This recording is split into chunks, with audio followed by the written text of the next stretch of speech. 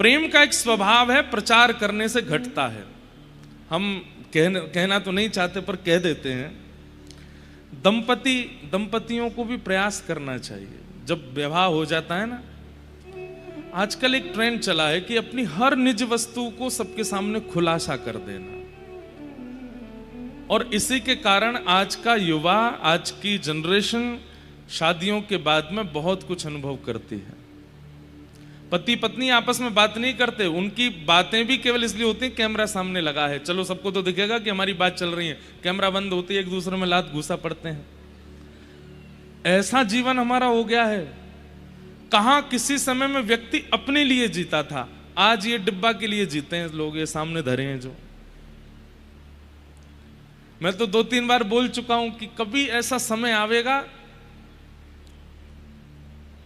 कथा सुननी है तो पंडाल में आके सुनो, कहीं उसका प्रसारण नहीं होगा।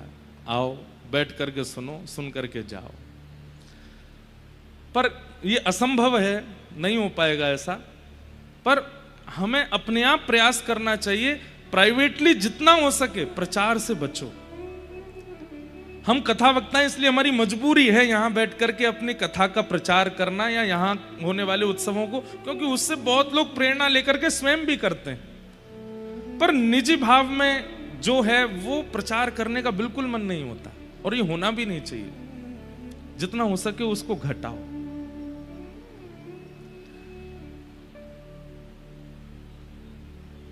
और विशेष रूप से तो विवाहित लोग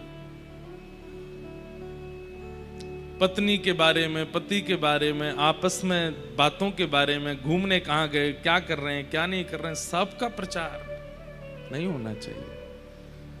शास्त्राज्ञा है, आचार्यों की आज्ञा है, प्रेम बतावे से प्रेम घटे, प्रेम प्रचार करने से प्रेम घटता है। हमें बहुत अनुभव होता है। हम गिरधर लाल जी के कई भाव यहां बता देते हैं, बहुत दिन तक वो अनुभव नहीं कराते। फिर अब प्रयास करते हैं, कहीं भी पॉडकास्ट में जाते हैं, कथा में लोग बाग पूछते हैं कोई अनुभव बताइए लाल जी का, तो मैं पुराने ही बताता हूं, नए नहीं बताता। क्यों?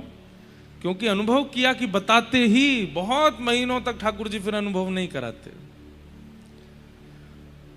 इसलिए भैया प्रचार भक्ति का करो, प्रचार ऐसे भावनाओं को करो जिससे व्यक्ति सुधर रहा हो, पर अपनी निज स्थिति का ज्यादा प्रचार मत कीजिए, अपने प्रेम का ज्यादा प्रचार मत कीजिए, वो घटेगा। नंद रानी यशोदा ने 6 दिन तक लाला का दर्शन नहीं कराया किसी को। सुन रहे हैं बात?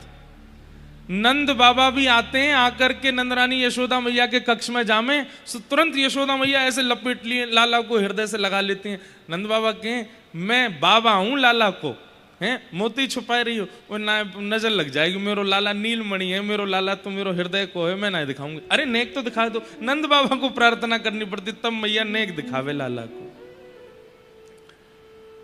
वास्तव में पूतना मर्दन जो लीला हुई ना, उसके पीछे कारण क्या था? एक तो ब्रजवासियों को दर्शन नहीं हो रहे ठाकुर जी के, यशोदा मैया कोई को दिखाई नहीं रही हैं, और दूसरी बात ब्रजवासियों को तो फिर भी चलो वीवीआईपी कल्चर आज से ही नहीं है, हमेशा से ही है। यशोदा मैया भी वहां पे अंदर लाला को लेके बैठी हैं, तो नंद बाबा कह रहे हैं अरे दूर की बुआ आई है, उन्हें तो बुला ले। हाँ उनको बुला लो भीतर। अरे तेरी सहेली आई है महातेवा को तो बुला लो, मुलाहावा को बुला लो। तो बेचारे बाहर तो खड़े तो हजारों लाखों वैष्णव है, लेकिन भीतर कुछ ही जा पा रहे हैं। तो जो भीतर जाते हैं बाकी के लोग उनको देख करके घर आते हैं, फिर अरे ये आएगो पहले ये भीतर चलोगो, हमें नहीं मिले हैं लाला के दर्शन। मानवों को तो चलो फिर भी किसी ना किसी प्रकार से अंदर जाके लाल जी के दर्शन हो रहे हैं, लेकिन गौशाला में बैठी भाई गैया वो मन में विचार कर रही है कि अभी तो 3-4 साल तक हमको तो दर्शन होंगे ही नहीं। ये नंद घरानंद भयो जय कन्हैया लाल की ब्रजवासी गा रहे हैं, हमारे कानों को ये अच्छा नहीं लग रहा है। क्यों? इनको तो दर्शन होंगे, हमको कब मिलेंगे ठाकुर जी? तो ये भावना गायों की ठाकुर जी तक पहुंची। तो गोद में पौड़े भाई लाल जी ने मन में विचार किया गैयान को कैसे दर्शन दूं? तब भगवान ने पूतना बुलवाई। राक्षस ने भेजी, वो तो कंस ने भेजी। अत्यंत सुंदर रूप बना करके आई आई। पूतना का जैसे पयोधर पान किया, भगवान ने उसके प्राणे शमम रोष शमन वितो पिबत, जैसे ही प्राण पीने शुरू किए, विशाल पूतना का रूप होता चला गया। भगवान चाहते तो कक्ष में मार देते उसको, बड़ा क्यों करवाया? ताकि ये यहां से बाहर निकले, और ये बाहर निकलेगी तो कम से कम गौशाला में बंदी भाई गैयान को मैं दिख जाऊंगा, मेरे दर्शन हो जाएंगे। जैसे ही पूतना बाहर आई है, विराट रूप धारण किया, पयोधर पर पड़े भये लाल जी सबको दिख गए। राक्षसी बाद में दिखी है, पहले लाला दिख गए हैं सबको। सब ने कहा ओहो नंद के लाला की जय, कृष्ण कन्हैया लाल की जय। बाद में सब बोले अरे तुम आनंद कर रहे हो, राक्षसी है वो। हमारे आचार्य चरण कहते हैं वास्तव में ठाकुर जी ने गैयाओं को दर्शन देने के लिए पूतना मर्दन किया। सबको दर्शन हो गए, जो जो भीतर नहीं जा पा रहे थे नंद भवन में, उनके लिए ठाकुर जी बाहर आ गए, आकर के सबको दर्शन दिए। जैसे पूतना का वध हुआ, सब गोप ग्वाल ऊपर चढ़ के लाल जी को उतार के लाए। यशोदा मैया बोली कोई वैद्य बुलाओ, कोई झाड़ फूंक वालों बुलाओ, राक्षसी को स्पर्श है गो, मेरो लाला कहीं बीमार नहीं है जाए। ब्रजवासिनी बोली मैया अब कौन आवेगो वैद्य, सबसे बड़ी वैद्या तो गैया है, गैया के पास चलो। लाल जी को लेकर के गौशाला गए। गौमूत्रेण स्नापित्वा पुनर्गो रजसार्भकम, गौमूत्र से स्नान करा करके गाय के खुर के कण लेकर के ठाकुर जी के 12 अंगों पर लगाए हैं। बंधुओं,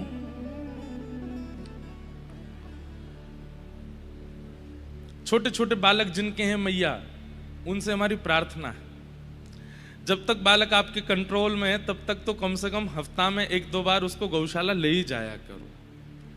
गायों की सेवा, गैया की पूंछ से झाड़ा, गाय की खुर की रज इकट्ठी करके ले आओ।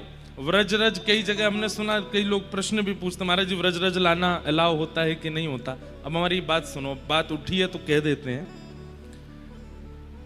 व्रज रज को रज मान करके अगर लेकर के आओगे, केवल सामान्य मिट्टी या तिलक लगाने वाली एक धातु समझ करके लेकर आ रहे हो तो बिल्कुल मत लेकर के आइए। लेकिन वो साक्षात श्री प्रियालाल जी के चरण कण हैं, साक्षात रज में दिखने वाला गौड़ कर्ण किशोरी जी हैं, श्याम कर्ण वो साक्षात ठाकुर जी हैं। इस भाव से लाकर के मंदिर में उनको विराजमान करके उनको आराधन करो, वंदन करो, नित्य माथे से लगाओ, घिस करके थोड़ा तिलक लगा लो, फिर उसके बाद व्यवस्थित मंदिर में विराजमान करो। इस प्रकार से यदि रज की सेवा करोगे तो रज लाने की अनुमति है। पन्नी में पड़ी हैं, कोने में ड्रॉवर में पड़ी हैं, किट में डाल रही हैं, सुबह सुबह नहा धो के लगा लेते हैं, तो फिर रज का एक प्रकार से अपराध है। हमारे कई परंपराएं हैं वृंदावन की। अब हरिदास परंपरा में जिन लोगों की दीक्षा है वो तो रज का ही तिलक लगाते हैं। अब चाहे विश्व में कहीं भी रहते हो रज तो लेके ही रखते हैं साथ में।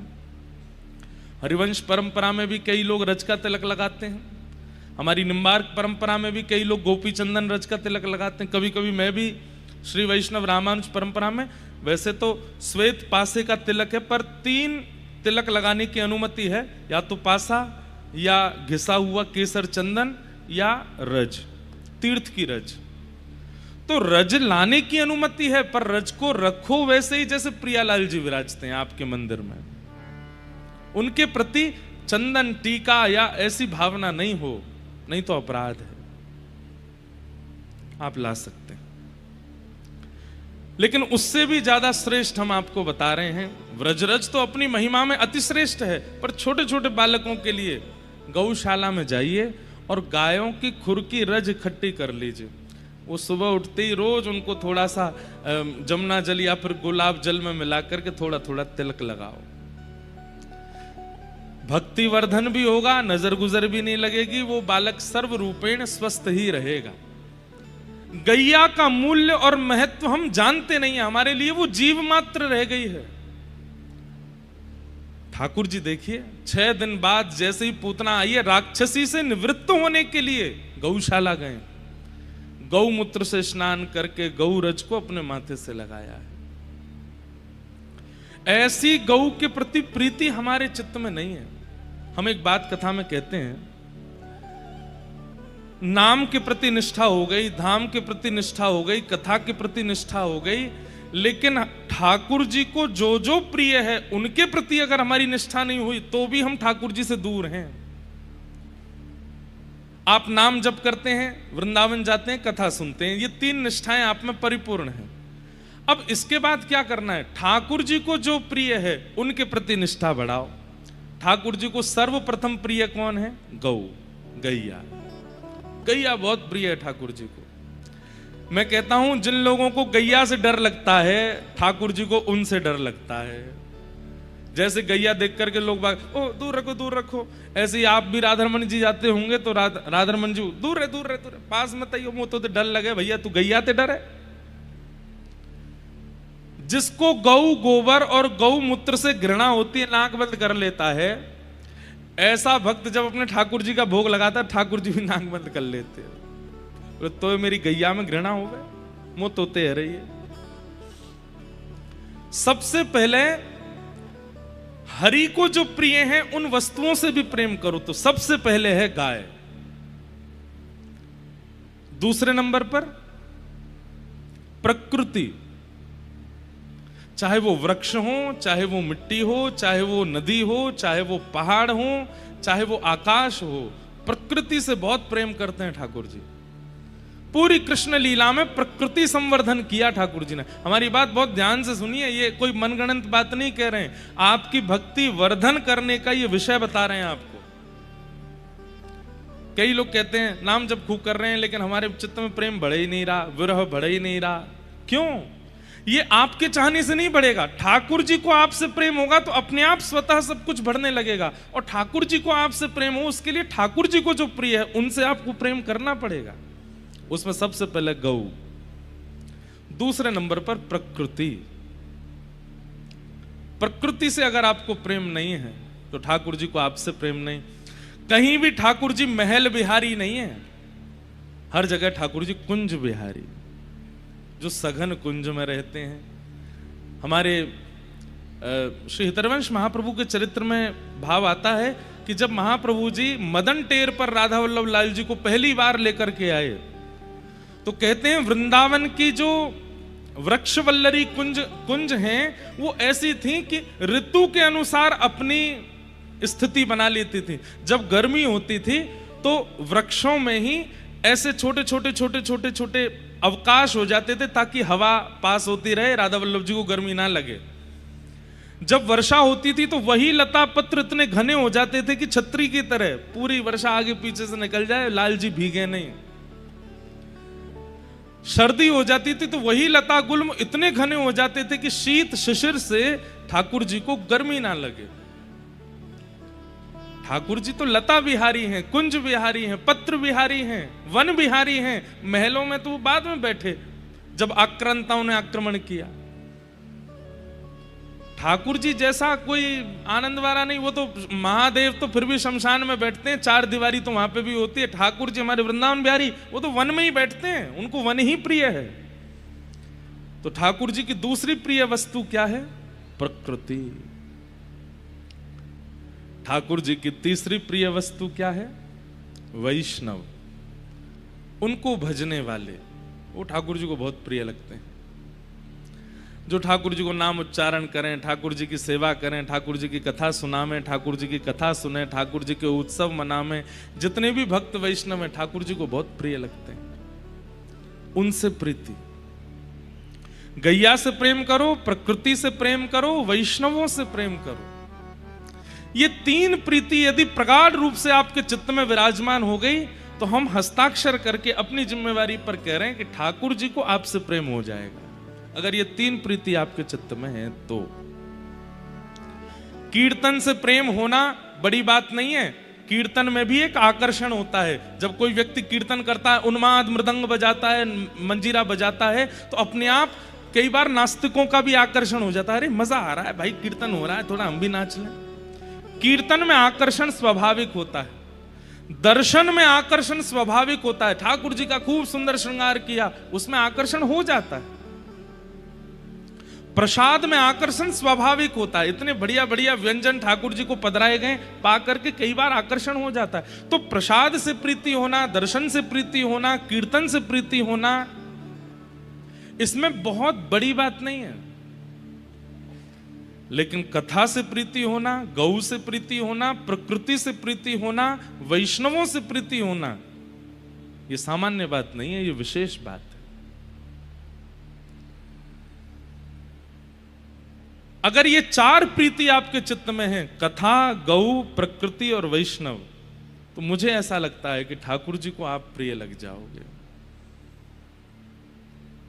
गैया लगे हो अति प्यारी जग पालन हारी, गैया लगे हो अति प्यारी जग पालन हारी, गैया।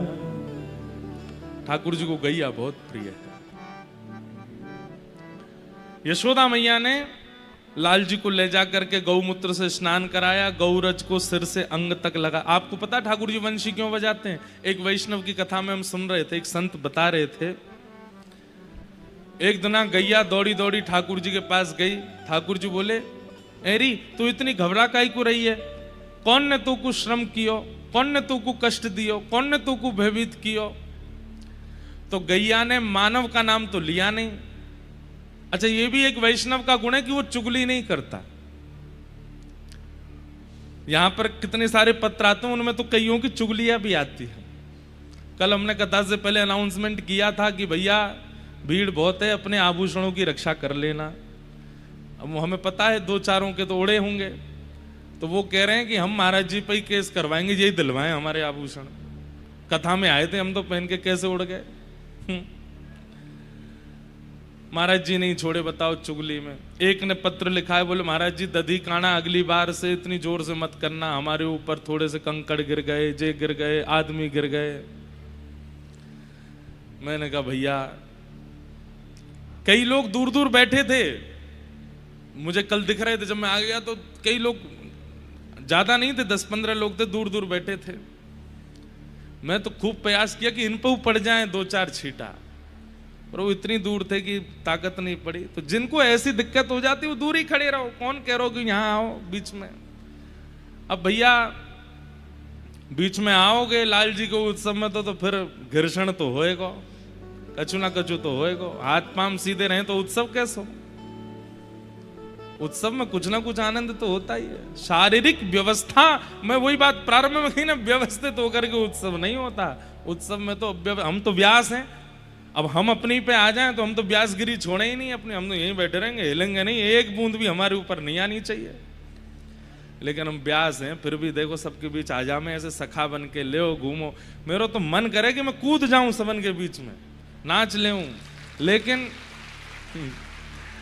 डर लगे कि भैया हाथ पाम नहीं बचे तो कोई हाथ ले जाएगा, कोई पाम ले जाएगा, कोई बार ले जाएगा। आप सब लोग बहुत प्रेम करते हैं, पर थोड़ा सा लग जाता है, इसलिए हमको ऐसे रहना पड़ता है। नहीं तो उत्सव में तो मन होता है कि खूब। आपको पता नंद बाबा को कहा कियो, ब्रजवासी ने दधी और हल्दी को खूब सुंदर सरोवर बनायो, और वहां में बीच में नंद बाबा खड़े कर दिए। सबन ने अपने पटका से पटका बांध करके एक लंबी रस्सी बनाई, और बीच में नंद बाबा को ऐसे पकड़ करके एक तरफ तो ब्रजवासी यहाँ खींचे, दूसरी तरफ तो वहां खींचे।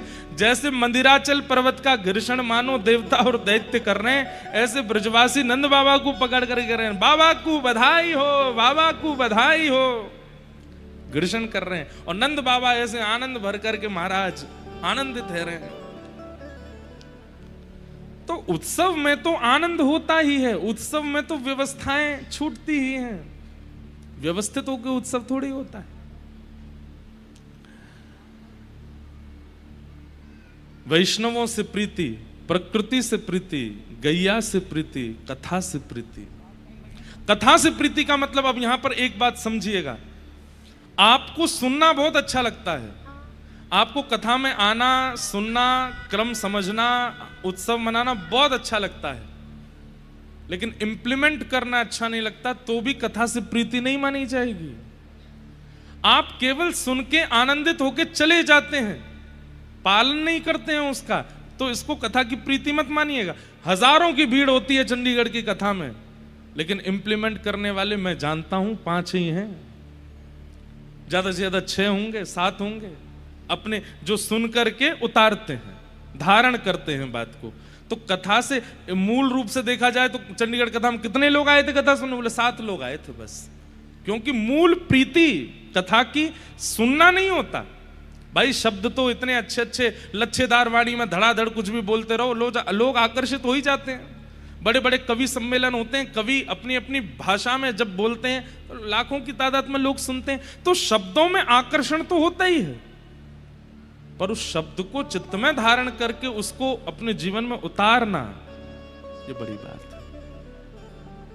ये कथा से प्रीति।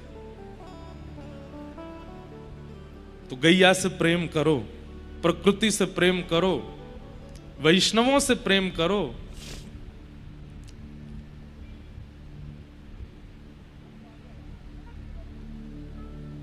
वो प्रीति ठाकुर जी को प्रिय लगती है। यहां भक्तिमती मीराबाई वृंदावन आ गई हैं। आहा, जब से वृंदावन आई हैं तब से उनकी स्तुति कैसी है।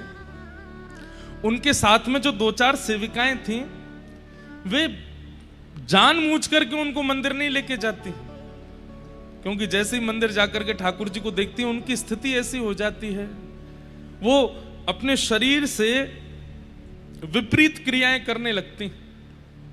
सोने का तो कोई समय ही नहीं है, कभी नहीं सोती हैं, कभी भी रात को उठ करके चल पड़ती हैं। कई बार भक्तों की विरह स्थिति जब मैं पढ़ता हूं, श्रीमन चैतन्य महाप्रभु, उनकी विरह स्थिति अगर आपने सुन ली, पढ़ ली, आप 4 दिन तक स्वयं नहीं सो पाएंगे। ऐसी स्थिति में महाप्रभु जी रहते थे। वैसी स्थिति में भक्तिमती मीराबाई, तो मीराबाई ने क्या मन बनाया कि अब कुछ दिन मैं मंदिर नहीं जाऊंगी। ध्यान से सुनिएगा, क्योंकि मंदिर में जाती वो बेहोश होती हैं, या तो वो नाचने लगती हैं, या तो वो गाने लगती हैं, या तो वो ऐसी स्थिति में आ जाती हैं कि आसपास के सब लोग, कोई उनको पागल कहने लगता है, कोई उनको कुछ कहने लगता है, कुछ कुछ भाव कहने लगता है। अब बाईसा को तो उससे कोई फर्क नहीं पड़ता, पर साथ में जो सेविकाएं हैं उनको बहुत कष्ट होता है कि आप ऐसे नहीं किया करो। सब लोग ऐसे बात बनाते हैं। एक बार बाईसा श्रीनाथ जी के सामने पहुंची, आहा, देख करके छवि ठाकुर जी की, मन अपने वश में नहीं रहा और नृत्य करने लगी ठाकुर जी के आगे। कोई वाद्य की आवश्यकता नहीं, कोई स्थान की आवश्यकता, बस वो देखती हैं और उनका मन रूपी मयूर वो अपने वश में नहीं रह पाती, बस नाचने लगती हैं ठाकुर जी के आगे। नृत्य करते करते ऐसा नृत्य किया मीराबाई ने, सब दूर हो गए जितने दर्शनार्थी खड़े थे, और सब अपना मुंह ढक करके बातें बनाने लगे। अरे देखो, ये तो नाचने वाली है, ये तो गाने वाली है, कहीं भी आ जाती है वहीं पर नाचने लग जाती है। लेकिन भीतर खड़े गुसाई जी ने जब मीराबाई को देखा तो उनकी तन की स्थिति और मुख की जो आकृति थी उससे पता चल रहा था कि ये सामान्य नहीं है। और गुसाई जी ने मीराबाई के बाद जैसे ही श्रीनाथ जी को देखा, जो श्रीनाथ जी सदैव नीचे नेत्र खड़े रहते हैं, आज उनके नेत्र ऊपर थे, वो मीराबाई को देख रहे थे, मंद मंद मुस्कुरा रहे थे। 2 दतुइयां दिख रही हैं श्रीनाथ जी की। ये दृश्य देखते ही गुसाई जी का अपने मन पे आप बोले, ये इनका नृत्य जगत के मनोरंजन के लिए नहीं है, मीराबाई का नृत्य तो ठाकुर जी को प्रिय लगता है। तुरंत ठाकुर जी की माला और बीड़ा प्रसादी जाकर के मीराबाई को दे दी। कई लोगों ने प्रश्न उठाया कि आपने बाईसा को, एक नाचने वाली को ठाकुर जी की माला दे दी। गुसाई जी बोले, तुमको नाचने वाली लगी, पर उसका नृत्य देख करके ठाकुर जी प्रसन्न हो रहे थे, ठाकुर जी आनंदित हो रहे थे, ठाकुर जी के दांत दिख रहे थे, ठाकुर जी खुश हो रहे थे। बाईसा ने कुछ समय के लिए नियम बना लिया कि अब वो मंदिर नहीं जाएंगे, लेकिन कैसे रहें, क्या करें। तो बाईसा संतों के यहां जाती, जितने संत हैं वृंदावन में सबके दर्शन का उन्होंने नियम बना लिया कि जितने संत हैं सबके पास जाके थोड़ी देर सत्संग करेंगे और वहां बैठ करके उनसे वार्ता करेंगे। उस काल में हमारे गौड़िया वैष्णव परंपरा के एक महान आचार्य श्री जीव गोस्वामी पाद वृंदावन में विराजमान थे और भक्तिमती मीराबाई उनके दर्शन को गई। आप जैसे ही दर्शन करने के लिए पहुंची तो द्वार पर खड़े हुए 2-4 लोगों ने आपको रोक दिया और कह दिया कि हमारे आचार्य चरण स्त्रियों से नहीं मिलते, हमारे आचार्य चरण स्त्रियों को नहीं देखते। बाईसा का आप पूरा चरित्र देखेंगे तो एक चीज आपको समझ में आवेगी, एक तो वो निडर है, डरती नहीं है किसी से, और दूसरी बात, कोई बात भक्ति सिद्धांत की अगर उनको उचित नहीं लगती है तो वो तुरंत बोल देती है। व्यवहारिक नहीं, आपने अच्छे कपड़े नहीं पहने तो आपको मुंह पर टोक देंगी, ऐसी मीराबाई नहीं है। आपने भोजन अच्छा नहीं बनाया तो मुंह पर टोक देंगी, ऐसी मीराबाई नहीं है। लेकिन भक्ति सिद्धांत में कोई अगर गलत बात कहता है तो बाईसा तुरंत उसको बोल देती। जैसे ही कहा कि हमारे गुरुदेव तो स्त्रियों से नहीं मिलते, बाईसा बोली अच्छा आपके गुरुजी स्त्रियों से नहीं मिलते? बोले हाँ, मुझे तो ये पता था कि वृंदावन में केवल एक ही पुरुष है, राधा रमण, बाकी सब स्त्रियां हैं। आज पता चला कि आपके गुरुजी भी पुरुष हैं, नहीं तो वृंदावन में तो देवादिदेव महादेव भी गोपी बन करके बैठे हैं, यहां पे पुरुष है कौन दूसरा? आप अपने गुरुदेव से कह दीजिएगा कि वो जब अपने कुटिया से निकलते हैं ना, जितनों को देखते हैं सब स्त्री हैं, वृंदावन में कोई पुरुष नहीं है। वृंदावन में पुरुष तो केवल कृष्ण है। अंदर बैठे जीव गोस्वामी पाद ये बात सुन गए और जैसे ही सुना तुरंत अपने सेवकों को तुरंत भीतर लेकर के आओ। बोले गुरुदेव आपका नियम है स्त्रियों को नहीं देखना। बोले आज ही तोड़ना है और इस नियम को मीराबाई को देख करके ही तोड़ना। बाईसा को बुलाया और जीव गोस्वामी पाद आनंदित हो गए। बाईसा ने दंडवत प्रणाम किया। बोले इतने वर्ष हो गए हमको वृंदावन में रहते रहते, लेकिन हमारे चित्त को आज जैसी शुद्धता, पवित्रता और निर्मलता का अनुभव हुआ है ना, आपकी बात सुन के इतना कभी नहीं हुआ। बंधुओं एक बात सुनिएगा, वृंदावन नियम धारण करने का स्थान नहीं है। चंडीगढ़ में रहते हैं नियम से रहिए, दिल्ली मुंबई में रहते हैं नियम से रहिए। लोग उल्टा करते हैं, वृंदावन में जाके नियम से रहते हैं, अपने घर आती उद्यमी बन जाते हैं, सारे नियम तोड़ देते हैं। वृंदावन में तो नियम से नहीं रहिए, वृंदावन में तो पड़े रहना ही दंडवती है। वहां जाकर के जितने घंटे आप सोते हैं ना, घंटे गिना करो, वृंदावन में कितने घंटे सोए, समझ लेना उतने घंटे की दंडवती परिक्रमा मानी गई है आपकी। वृंदावन में बोलना ही भजन है, वृंदावन में घूमना ही परिक्रमा है। वृंदावन में नियम धारण करने का स्थान नहीं है। अन्य स्थानों पर नियम से क्या होता है, हृदय की शुद्धि। वृंदावन जाकर के तो विचरण करना, दर्शन करना, आनंद करना, खूब उन्माद होकर के नृत्य करना, उसी से ही शुद्ध होता है चित्त। जीव गोस्वामी पाद बोले मैंने आज तक नियम धारण किया था, लेकिन आज तक मुझे ठाकुर जी का अनुभव नहीं हुआ। आपकी बात सुन के और जैसे ही मैंने आपको देखा है, पहली बार एक स्त्री का दर्शन मैं कर रहा हूं और आपको देखते ही मुझे ऐसा लग रहा है कि श्री कृष्ण मेरे आसपास ही हैं, वो मेरा स्पर्श कर रहे हैं। आज मेरे संपूर्ण जीवन के भजन का फल मुझको मिल गया है, धन्य है आप। मीराबाई अपनी प्रशंसा सुन के प्रसन्न नहीं होती, वो कहती हैं आचार्यों के चरणों में आई हूं, कुछ पूछना चाहती हूं। जीव गोस्वामी पाद बोले आज्ञा कीजिए, क्या पूछना है आपको? बाईसा का तो एक ही प्रश्न रहता है, मुझे बहुत प्रिय है ये पद। मीराबाई के सारे पद ही अच्छे हैं, पर कुछ पद ऐसे हैं जो हृदय में बिल्कुल घर करके बैठे।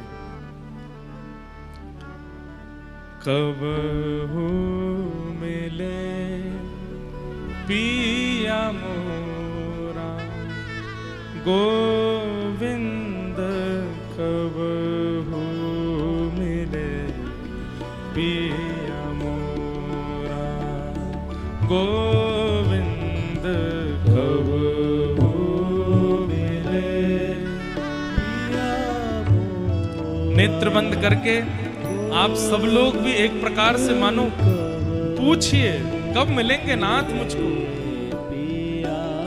हमारी उम्र निकली जा रही है, 28 साल के हो गए, 35 साल के हो गए, 40 के हो गए, 50-60 के हो गए, धन मिल गया, वैभव मिल गया, ऐश्वर्य मिल गया, पत्नी मिल गई, पति मिल गए, बच्चे मिल गए। नाथ अब कब मिलोगे आप? पता नहीं कितने दिन और बचे हैं हमारे जीवन के, कृपा कीजिए नाथ, अब बस आप मिलो।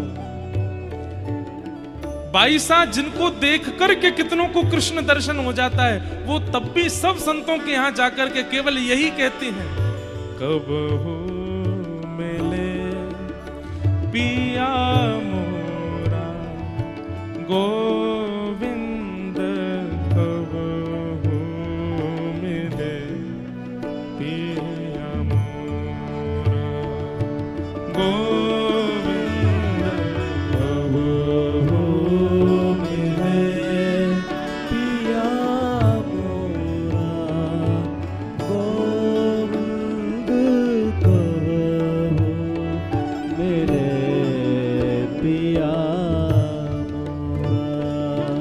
ओ मिलवे को मोहे चाव घनेरो, मिलवे को मोह चाव घनेरो, मिलवे को मोहे चाव घनेरो, मिलवे को मोह चाव घनेरो।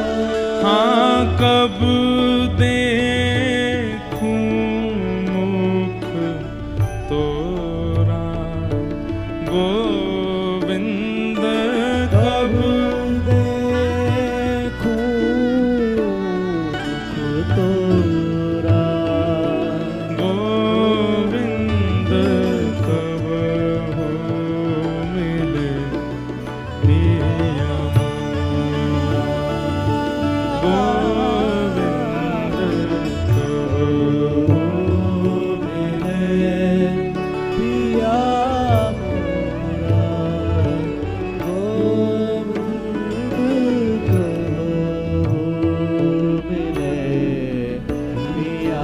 श्री गिरधर लाल प्यारे की।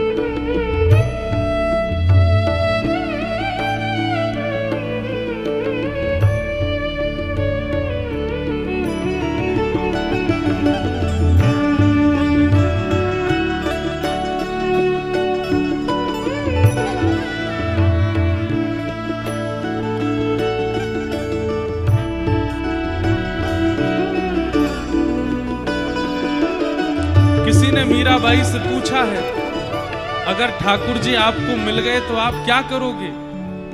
कभी मान लो कि श्याम सुंदर आपके सामने प्रकट हो गए तो आप क्या करोगे? हम आप सब लोगों को भी ये खुद से पूछना चाहिए। मान लीजिए इतना भजन करते हैं, कथा सुनते हैं, कभी ठाकुर जी आ गए सामने, क्या करोगे फिर?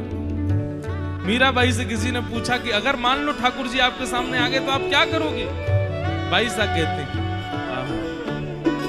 ओ चरण कमल को एकटक देखूं, चरण कमल को एकटक देखो, चरण कमल को एकटक देखूं, चरण कमल को एकटक देखो। अच्छा, इसके पीछे एक बात और है।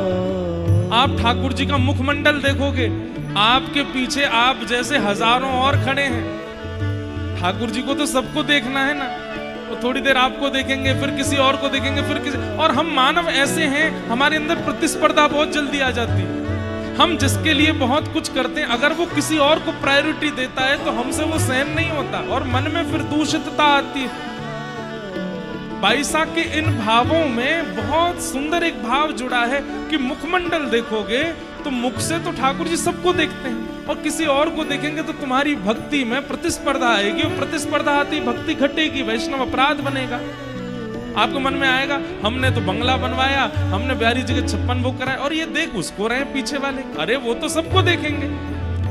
लेकिन चरण कमलों को जब आप देखोगे तो चरण कमल को सब देखते हैं, चरण कमल सबको नहीं देख रहे होते, वो तो एकटक रहते हैं।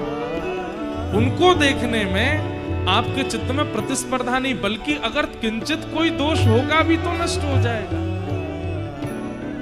इसलिए मैं तो जब श्याम सुंदर आएंगे तो चरण कमल देखूंगी। और केवल मीराबाई नहीं, लाखों वर्ष पहले प्रहलाद जी महाराज ने भी यही बात कही है कि नृसिंह भगवान मेरे सामने आए, सब डर के भाग गए, लेकिन मुझे डर नहीं लगा, क्योंकि मैंने उनका मुख नहीं देखा, मैंने चरण देखे। चरण कमल को एक टक देखूं, चरण कमल को एक टक देखूं, चरण कमल को हंस हंस देखूं, चरण कमल को हंस हंस देखूं, ओ राखूं नैना मेरा गोविंद, राखूं नैना मेरा गोविंद, कब हो मिले पिया मोरा, गोविंद कब हो मिले पिया मोरा, गोविंद कब मिले पिया। बंधु, हमारे लाल जी को कभी कभी जब एकांत में होते हैं, जहां ज्यादा लोग नहीं होते हैं, कभी विदेश यात्रा पर, तो लाल जी रात्रि में यही पद सुनते हैं, उनको बहुत प्रिय है ये पद। मीराबाई कह रही हैं ठाकुर जी से, हे नाथ अब तो मिलो ना। हाँ व्याकुल प्राण धरे नहीं धीरज, व्याकुल प्राण धरे नहीं धीरज, व्याकुल प्राण धरे नहीं धीरज, व्याकुल प्राण धरे नहीं धीरज, व्याकुल प्राण धरे नहीं धीरज, व्याकुल प्राण धरे नहीं धीरज, ओ कब देखूं मुख कोरा, गोविंद कब देखूं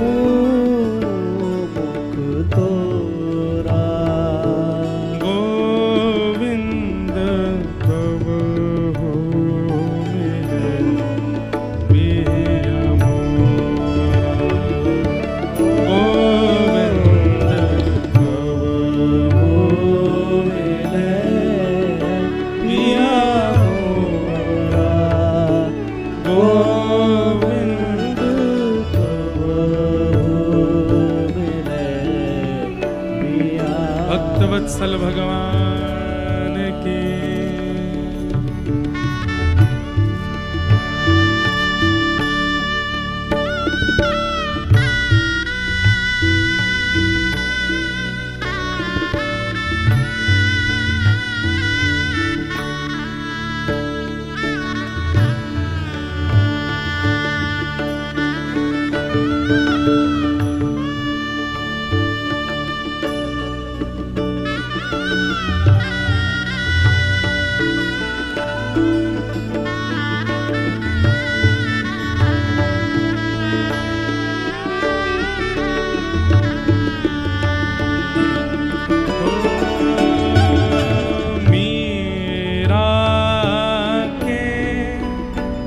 प्रभु गिरधर नागर, प्रभु गिरधर नागर, हे मीरा के प्रभु गिरधर नागर, मीरा के प्रभु गिरधर नागर, हे ताप तपन बहु तोरा, गोविंद ताप तपन बहु तोरा, गोविंद कबहु मिले पिया मोरा, गोविंद कबहु मिले पिया मोरा, गोविंद मिले पिया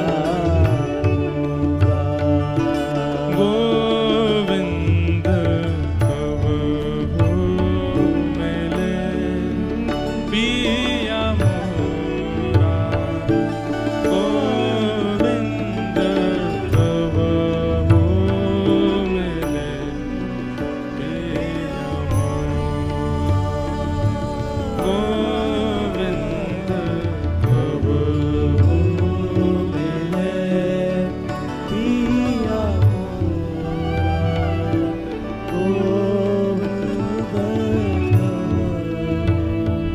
मिले पिया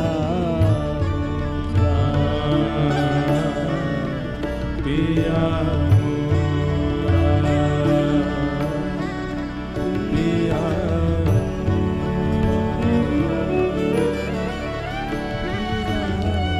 बस इसी भाव में रहती हैं, कब मिलेंगे कब मिलेंगे। धीरे धीरे भावावेश इतना प्रगाढ़ होने लगा मीराबाई का। अब तो मीराबाई कभी भी उठ करके चल देती हैं, कभी यमुना तट पर मिलती हैं, कभी सेवा कुंज में मिलती हैं, कभी निधिवन राज में मिलती हैं। उनके साथ में रहने वाली सब सेविकाएं केवल ढूंढती रहती हैं। ढूंढते ढूंढते जब पहुंचती हैं तो कहती हुई पाती हैं, श्याम सुंदर अभी अभी नाव लेकर के सब गोपी और किशोरी जी के साथ यमुना विहार को गए, मैं आने में विलंब कर गई, मुझे यहीं छोड़ गए। कभी सेवा कुंज में मिलती हैं, यहाँ श्याम सुंदर रास विहार कर रहे थे और रास में सब दर्शन कर रही थी। जैसे ही मैं श्रृंगार करके पहुंची, मैया यशोदा ने टेर लगाए करके लाला बुलाए लिए, ठाकुर जी चले गए, सखियां अपने घर चली गई, मेरे संग रास नहीं भयो। कभी दौड़ करके गिरिराज जी चली जाती हैं वृंदावन से और वहां श्री गिरिराज जी की तलहटी में बैठी हुई मिलती हैं। 4-4 दिन तक मीराबाई का पता नहीं चलता कि वे कहां हैं। ऐसी भावावेश भाव स्थिति में जा चुकी हैं। अब तो स्थिति ऐसी हो गई, पूरे दिन बैठे बैठे ज्यों ज्यों दिन बढ़ रहे हैं त्यों त्यों उनका विरह बढ़ता जा रहा है। सब सखियां उन्हें कहती हैं, आपने 4 दिन से कुछ नहीं पाया है, आप कृपा करके कुछ पा लीजिए। बाईसा कहती हैं, मैं कैसे पालूं, श्याम सुंदर को देखे बगैर कैसे पालूं, कहीं मैं पाने में व्यस्त हो गई और वो आ गए तो अरे वो एक क्षण ही रुकते हैं, कहीं मैंने एक क्षण भी गवा दिया तो? सखियां अब कैसे करें? तो बोल देती हैं, श्याम सुंदर कह के गए हैं बाईसा अगर भोजन कर लेगी तो मैं आ जाऊंगा। ऐसा कह के गए श्याम सुंदर, मैं प्रसाद पाऊंगी तो आ जाएंगे? बोले हाँ आ जाएंगे।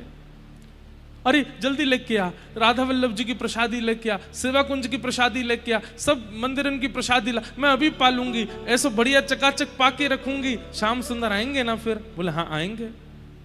ऐसे बहाने लगा करके भोजन पवाती है।